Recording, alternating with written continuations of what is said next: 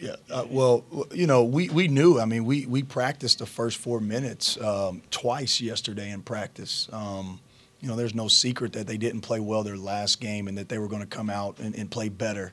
Home opener, ESPN, all that good stuff. But there's just not a lot, you know, we could do. But again, like I told them in the locker room after the game, whether you lose by whatever we lost by tonight, I'm not good at math, but we lost by a lot, or you lose by one, it's still one loss for us. And we understand where our program is, and this has been a great experience for us, and we've got to try to get better, though.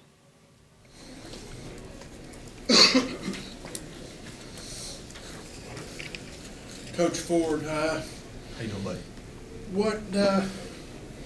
What do you hope to gain from this experience, being here and playing in one of the most prestigious places, arenas for college basketball? What do you hope to gain from this that will help you later in the season? You know, I've been preaching to my team that they're not aggressive enough.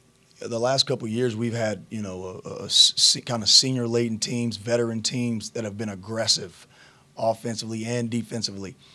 This is by far the most aggressive offensive team that I've coached against. And so hopefully they get a taste of how good you can be when you get downhill and you play aggressive against your like opponents, I would hope. And as far as the atmosphere, it was a great atmosphere, but most of our guys, we've been in some pretty good venues the last couple of years. With all due respect to the crowd, we got beat by the players today.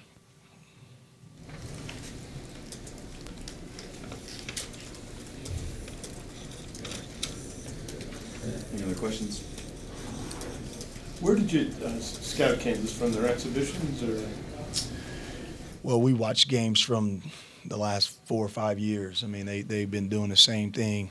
That's one of the things that's remarkable about this program is they don't try to trick you.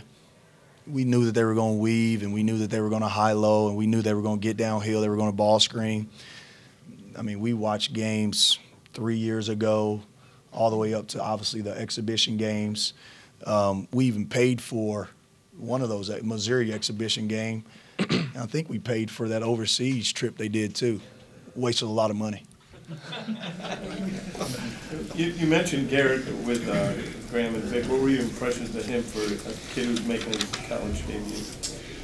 Yeah, I mean, very impressed. You know, the thing that's impressive is how these guards, or their players in general, they just attack you. I mean, it's just very impressive. And, you know, as a young coach, you try to control a lot of things.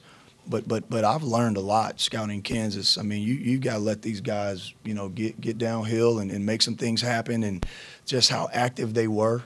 I thought that was, especially offensively. Offensively, they were flying around.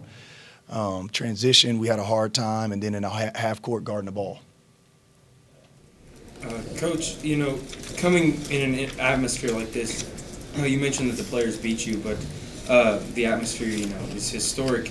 How do you kind of try and battle this type of environment as you go to 2 other Power 5 teams this season? Yeah, well, nothing will be like this. We came here yesterday in practice, and I told my wife, who made the trip, I said, after leaving practice yesterday, I fell in love with basketball again. Like nothing can compare to this, right? I mean, this is the grassroots. I mean, you guys got the rules upstairs, right? I mean, that's pretty impressive. But nowhere else will be like this. With all due respect to, we played Purdue and we played Texas.